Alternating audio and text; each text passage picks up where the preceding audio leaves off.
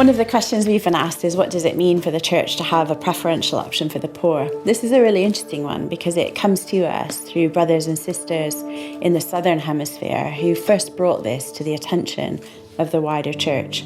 They did that in the middle of the 20th century, really, in a very strong way. And they began to use the language of God having a preferential option for the poor. What they really meant was that people on the margins of society are cared for by God. People who are oppressed, who are widows, who are orphans, who are disempowered in any way, God cares for in a very particular way. One of the challenges that comes is that sometimes people interpret that as meaning God doesn't care about the rich or the middle class or people like me. That's really not what it's all about.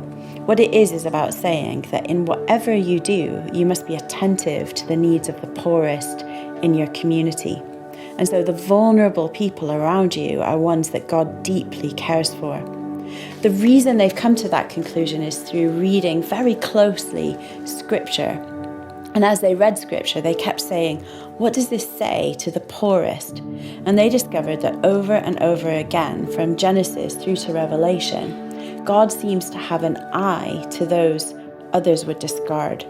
God uses them and touches their lives in really particular ways to draw them closer to the kingdom. He often uses them as illustrative of what the kingdom looks like. Here's a widow who gives everything she has in sacrificial ways at the temple. Here's a child who comes to Jesus longing to be part of the kingdom.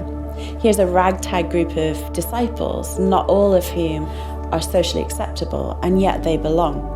Here's a woman who's a prostitute or a harlot or on the edge of society, or here's a demon-possessed man, or here's a blind man. Essentially, when we talk about having a preferential option for the poor and we're in an evangelical circle, we really mean let's not forget that God's eye lines up with people who are on the edge of our society, and He cares that we care for them. This might sound a little bit political to people. So it's beyond food banks because it says, actually, why are people hungry? Let's think about that. It's beyond clothing centres. It says, why are people naked in our society?